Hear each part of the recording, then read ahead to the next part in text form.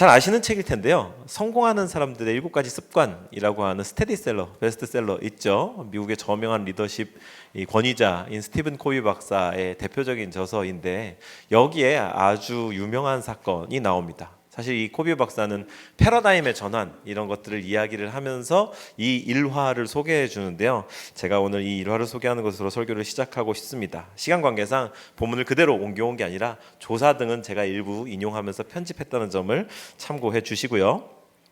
어느 일요일 아침 뉴욕의 지하철 안에서 일어난 일이다. 사람들은 조용히 앉아서 신문을 읽거나 눈을 감고 쉬고 있었다. 매우 조용하고 평화스러운 분위기였다.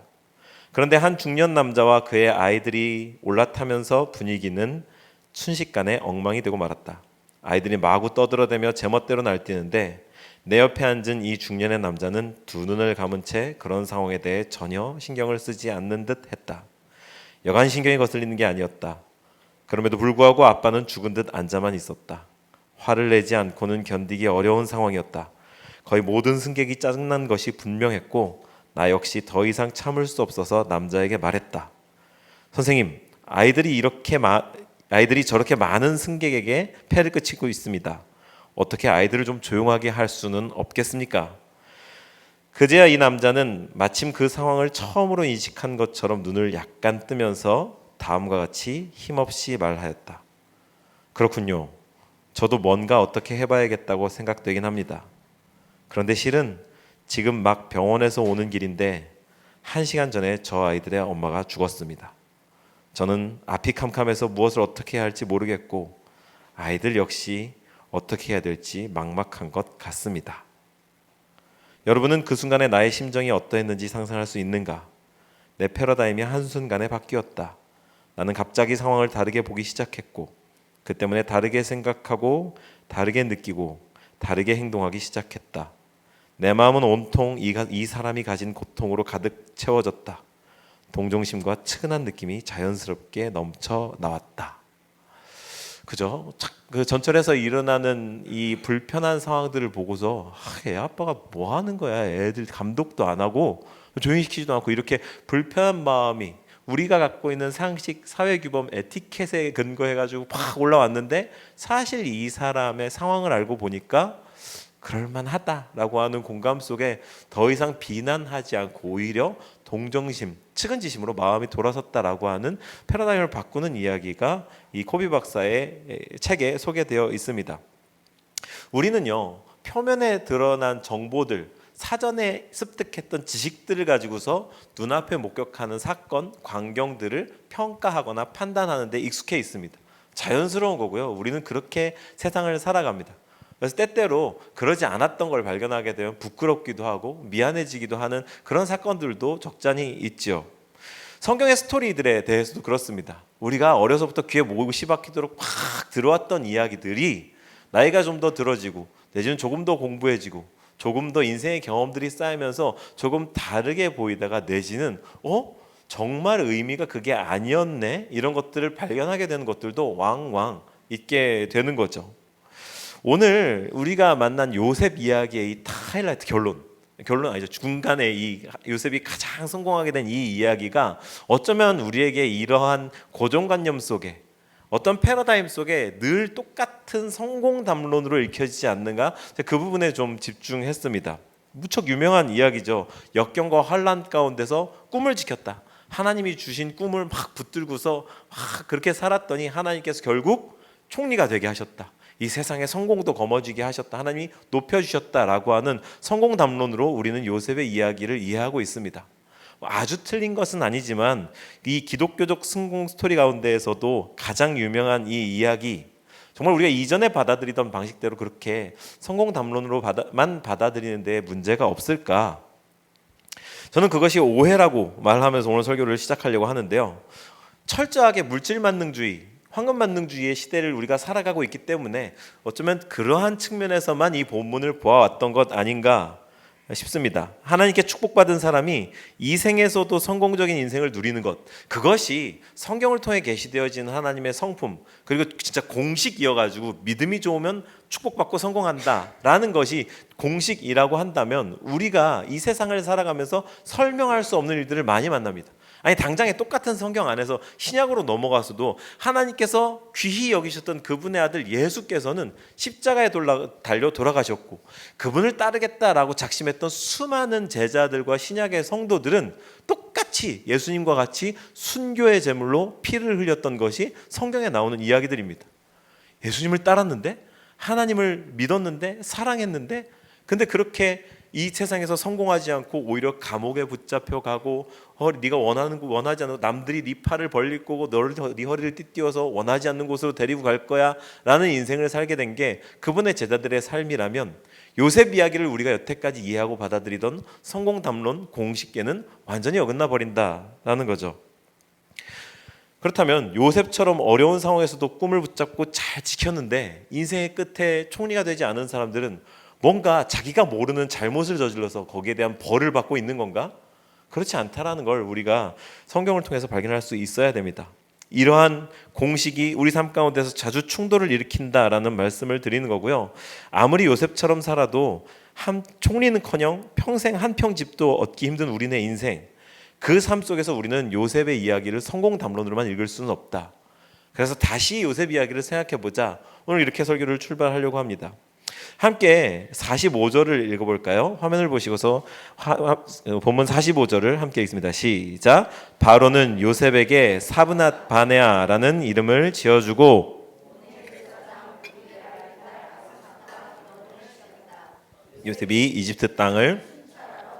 요셉이 이집트의 총리가 됐습니다. 그죠? 성공 담론을 읽었을 때 가장 하이라이트, 제일 재밌고 멋지고 쾌감도 오고 그런 장면이 이 장면입니다. 그런데 여기서부터 우리가 의구심을 가져야 되는 겁니다. 요셉이 총리가 됐구나. 축복해. 정말 대단해. 나도 저렇게 인생 역전 됐으면 이라고 하는 마음으로 바라볼 게 아니라 곰곰이 본문을 뜯어보면서 의구심을 갖자라는 거죠. 조금만 눈을 크게 뜨고 본문을 읽어보면 그 영광, 승리, 높임이라고 했던 요셉의 삶의 실체가 본문에 기록되어 있습니다. 45절 화면에 한번 띄워놔 주실까요? 그의 이름이 먼저 눈에 들어오는데요. 분명히 요셉의 이름은 요셉, 히브리식 이름이었습니다. 근데 요셉의 이름이 바뀌었습니다. 뭐라고 되어 있나요? 발음하기도 힘든 사브낫 바네아라고 하는 이름으로 바뀌었네요. 이 이름의 뜻에 관해서는 학자들의 견해가 분분한데요. 이집트식 이름인 사브낫 바네아, 신이 말씀하셨고 그가 살았다라고 하는 뜻입니다. 야훼 신앙에서는 그 신이 야훼 하나님이시겠지만 이집트 사람들이 바로가 이 이름을 바꿔줄 때 네 하나님 여호와께서 너의 인생을 지켜오셨구나 이렇게 지었을까요? 이집트는 태양신을 섬기던 나라였습니다. 태양신 레, 그게 이 땅을 쫙 비춰오는 아침에 그 사막에서의 태양이 떠오르는 광경을 보면서 태양은 신일 거야, 이렇게 생각하고 태양을 숭배하고 살았던 그런 나라였단 말이죠. 그 태양신이 너를 지켜서 여기까지 있게 했구나 라고 하는 우상 숭배적 신앙 고백인 겁니다. 하나님께서 주신 히브리식 이름, 하나님이 더하실 것이다 라는 의미의 요셉이 태양신 레가 지켜오셨고 널 살게 했다라고 하는 우상 숭배식 이름으로 바뀐 것, 그게 총리가 된 요셉의 삶의 실체였거든요. 또 한 가지 더 있죠. 아스낫이라고 하는 여인과 결혼을 했다고 합니다. 근데 이 여인의 정체가 뭔가요? 온의 제사장 보디베라의 딸이라고 합니다.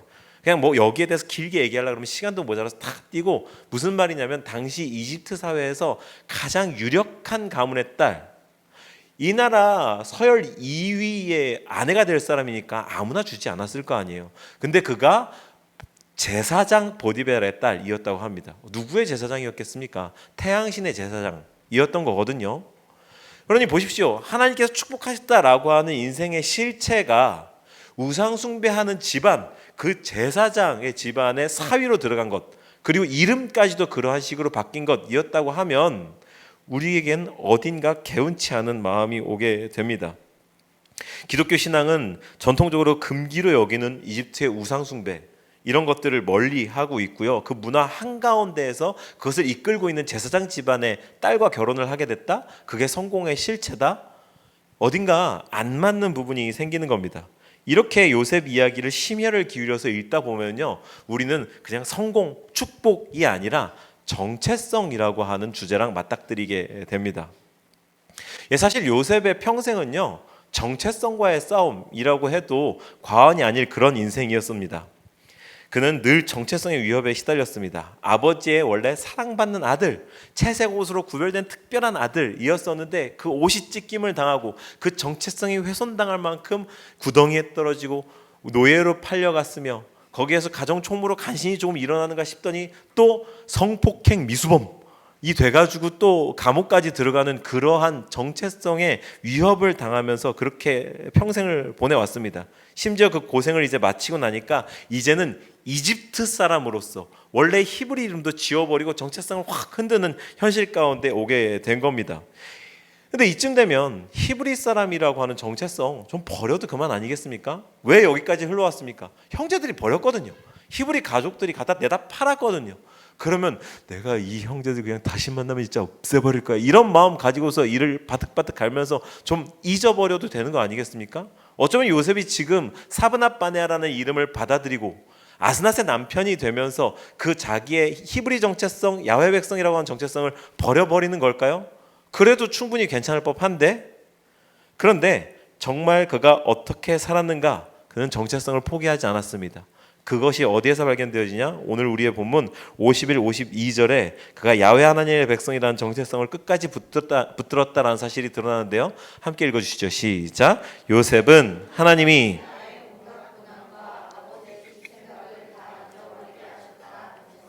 맏아들의 이름을 므낫세라고 지었다. 둘째는 내가 고생하던 이 땅에서 하나님이 자손을 번성하게 해주셨다 하면서 그 이름을 에브라임이라고 지어.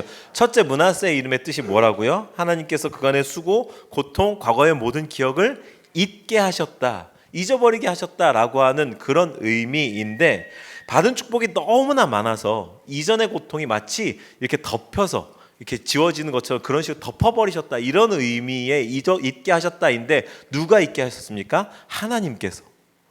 그 둘째 이름은 뭡니까? 에브라임. 하나님이 내가 수고한 땅에서 나를 번성하게 해주셨다. 우리는 이 긴 문장을 줄여서 신실하신 하나님이라고 합니다. 따라해 보실까요? 신실하신 하나님. 자기 아이들의 이름에게 하나님이 어떤 분이신가를 명토박아 넣는 겁니다. 새겨 넣는 겁니다. 자기가 여기까지 흘러온 것이 하나님께서 꿈을 주신 그것을 붙들어가고 계시고 이뤄가고 계시는 과정이라는 것을 잊지 않고 있었다라는 의미이며, 자기는 태양신을 내가 축복한 것도 아니고 지켜준 것도 아니고 오직 하나님께서 여전히 지켜오셨고 이제 잊게 하셨으며 이제는 번성하게 하셨다라고 하는 하나님의 살아계심, 하나님의 일하심을 자기 자녀들의 이름에 박아 넣음으로써 므낫세야, 에브라임아, 자기 아이의 이름을 부를 때마다 하나님을 기억하도록 그렇게 자기의 정체성을 지켰던 겁니다. 할렐루야. 얼마나 많이 애들 이름을 부릅니까? 여러분들 애들 키우면서 애들 이름 몇 번 불렀는지 셀 수 있으신가요? 부를 때마다 기억하는 겁니다. 하나님이 있게 하셨다, 하나님이 번성하게 하셨다, 하나님이 여기까지 인도해 오셨다.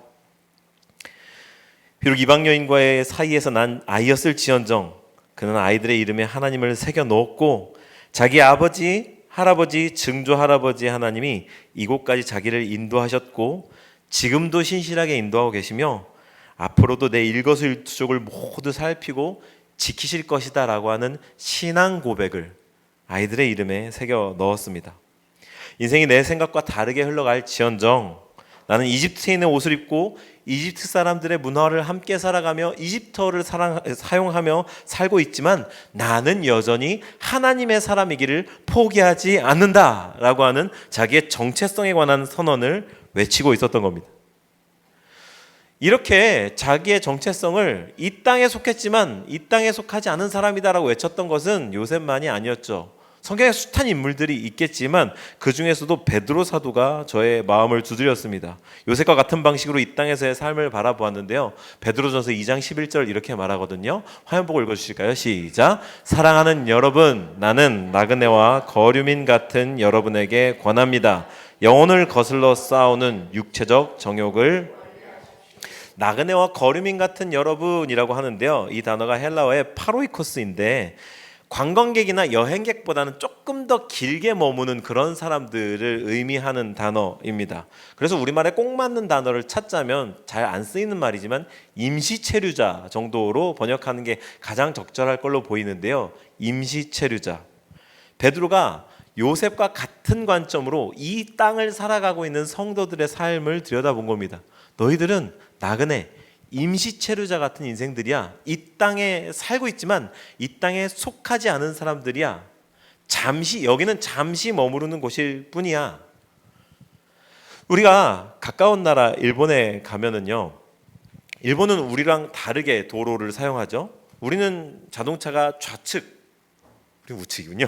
우리가 우측으로 다니고 일본이 좌측으로 다니잖아요. 그리고 운전석이 우리는 좌측에 있고 일본은 우측에 있고. 우리가 일본에 가서 좀 오랫동안 산다라고 생각을 해보시죠. 거기 가서 처음에야 조금 이렇게 어색하겠지만 어떻게든 운전하는 건 좀 적응이 될 겁니다. 그래서 뭐 거기에서 우측에서 운전을 하고 그리고 또 좌측 도로를 사용하면서 끼니 때마다 초밥을, 그러진 않겠지만 초밥을 먹고 일본어를 사용하면서 일본인처럼 살아간다 하더라도 우리가 한국 사람이라는 정체성과 이것은 바뀌지 않을 겁니다. 거기 가서 아무리 그렇게 산다 하더라도 마찬가지 아니겠습니까? 이 땅에서 살아가지만 이 땅에 속하지 않은 삶이라는 것은 이 땅에서 무엇에 영향을 받으며 무엇을 가지고서 살아가는가가 아니라 어떠한 정체성을 가지고 살아가느냐가 우리가 어떤 사람인지를 정의할 텐데요. 요셉의 삶이 그랬던 겁니다. 요셉은 임시체류자로서 이 세상을 살아간다는 그 정체성, 하나님께서 이집트에 속하게 하셨지만 나는 히브리인이며 하나님의 백성이다라고 하는 정체성을 뚜렷하게 지켜갔는데, 그럼 그의 삶의 태도가 어떠했는가? 그것이 46절부터 49절까지 나와 있는데요. 46절만 한번 읽어볼까요? 46절 함께 있습니다. 시작. 요셉이 이집트 왕 바로를 섬기기 시작할 때에는 요셉은 바로 앞에서 물러나와서 이집트 온 땅을 두루.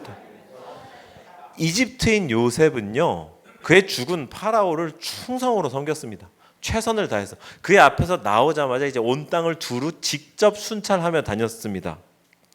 그가 총리로 부임하던 때부터 이제 하나님께서 그를 통해 말씀하셨던 꿈의 해몽처럼 이집트 땅에는 큰 풍년이 들었고 그는 하나님이 주신 지혜를 따라서 곡식을 비축하기 시작했습니다. 직접 이집트의 온 땅을 순찰했고 열심히 일했고 이집트의 번영을 위해서 애썼습니다. 그 나라 민족들의 안전을 위해 최선을 다했습니다. 이놈의 우상숭배한 이집트 망해라 이렇게 한 게 아니라 그들의 살아갈 삶을 위해 자기에게 주어진 총리, 비록 이방 민족들, 우상숭배 민족들이긴 하지만 자기에게 총리라는 자기가 주어졌기 때문에 최선을 다해서 그 나라 백성들을 위해 애쓰고 수고하며 살았습니다. 그러니까 하나님의 사람이라는 뚜렷한 정체성을 가진 사람들은요, 그가 살아가고 있는 삶의 현실에서 요셉처럼 한 사람의 이집트의 국민으로서의 정체성을 최선을 다해 책임감 있게 붙드는 겁니다. 최선을 다해 살아가는 거죠. 하나님은 그리고 그런 요셉을 통해 이집트를 축복하셨습니다. 풍년을 들게 하셨고요, 기근 동안 망하지 않게 하셨고 기근 동안에 자기를 찾아오는 백성들에게까지 먹고 살 수 있는 환대를 베풀게 허락하였습니다. 그러니 야곱의 아들들도 그 시기에 이곳에 와서 곡식을 사갈 수 있었던 거죠. 이게 바로 이 땅을 살아가는 임시체류자의 삶의 태도인 겁니다. 생각해보면요, 요셉은 언제나 최선을 다해서 살았다는 걸 알 수 있습니다.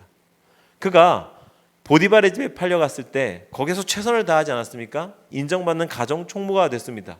하지만 누명을 썼죠. 그리고 감옥에 갔는데 감옥에서도 여러분 어지간히 최선을 다하거나 똘똘하지 않았으면 그 간수들이 자기의 일을 맡기는, 내지는 꿈을 꾸었을 때 그 꿈까지 와서 의논할 정도로 신뢰하는 사람이 될 수 있었을까요? 최선을 다해서 살았습니다. 이게 요셉의 삶의 방식, 임시체류자로서의 이 땅에서의 삶의 방식이었던 겁니다. 왜 그렇게 살았을까? 여기가 목적지가 아니라는 사실, 그것을 알기 때문이며 이곳에 나를 임시체류자로 머물게 하신 분이 하나님이라는 사실을 알고 있기 때문에 그 하나님을 두려워해서, 그 하나님을 신뢰해서, 그 하나님이 지금 이 순간을 거저두지 않았다는 사실을 명확하게 인식하고 있었기 때문에 거기에서도 어영부영 살아갈 수 없었던 겁니다. 이게 바로 이 땅을 살아가지만 이 땅에 속하지 않은 임시체류자의 삶의 태도인 거죠. 우리의 삶은 어떤가? 마치 하나님은 날 향해 꿈을 꾸지 않으시는 것처럼, 심지어 하나님이 죽고 없는 것처럼 그렇게 살아가고 있지 않은가? 자포자기한 것 마냥 세상을 살아가고 있지 않은가? 우리의 삶을 좀 돌아보았으면 좋겠습니다. 꿈은 젊은이들이나 이제 어릴 때 꾸는, 젊고 아직 혈기왕성할 때 그럴 때 꾸는 거야. 아니요, 하나님께서 우리를 향해 갖고 계신 꿈은 아직도 현재 진행형이라는 사실을 믿으시기 바랍니다. 소년들이여 소녀들이여 일어나서 주님의 꿈을 꾸십시오. 주님은 우리를 통해서 그 꿈을 여전히 기대하며 이루어 계시는 분, 그 사실을 믿으시길 바랍니다. 이제 설교를 마치려고 합니다. 우리 건방 올라와 주시면 감사하겠고요. 함께 55절부터 57절까지를 한번 화면을 보고 읽어주실까요? 55절부터 57절입니다. 읽습니다. 시작. 그러나 마침내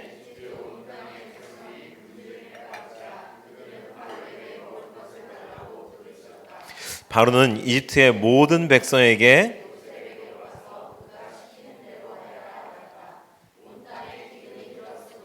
요셉은 모든 창고를 열어서 이집트 사람들에게 곡식을 팔았다. 이집트 땅 모든 곳에 기근이 심하게 들었다. 기근이 온 세상을 뒤덮고 있었으므로 다른 나라 사람들도 온 세상의 기근은 오직 요셉을 통해서만 해결될 수 있었습니다. 이게 정말 중요한 포인트인데요. 저를 한번 봐주실까요? 온 세상의 기근이 오직 요셉을 통해서만 해결되는 모습이 오늘 본문의 마지막에 드러나고 있습니다.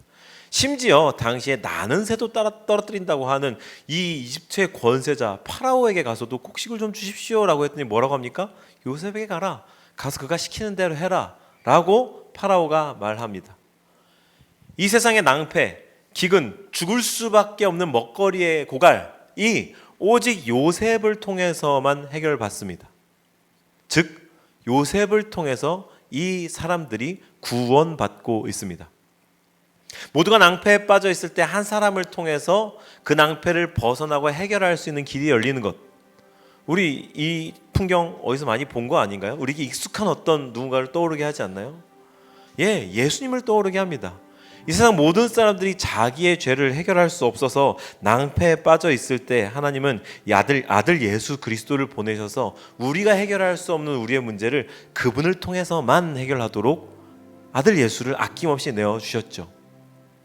요셉이 어떻게 예수님이 떠오르는 예수님과 같은 그런 삶을 살 수 있었는가? 우리가 그것에 대해서 여태까지 성경을 큐티하면서 요셉에 대해서 듣고 배워오면서 많이 생각해 봤었습니다.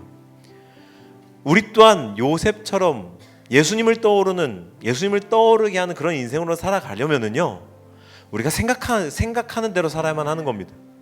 이 세상이 떠미는 대로 사는 대로 생각하게 되지 않으려면 우리가 생각하는 대로 의지적으로 몸을 움직여서 삶을 살아내야 하며 삶의 방향을 틀어내야 합니다. 왜냐하면 우리는 가만히 두면 흘러가는 대로 그냥 그렇게 살아가는 것을 편애하는 그런 사람들이거든요. 사는 대로 생각하면 편합니다. 안 하는 일에는 이유가 있고요, 이루지 못한 계획에는 핑계가 있거든요. 그래서 사는 대로 생각하는 데에는 아무런 노력도 저항도 불편감도 필요 없습니다.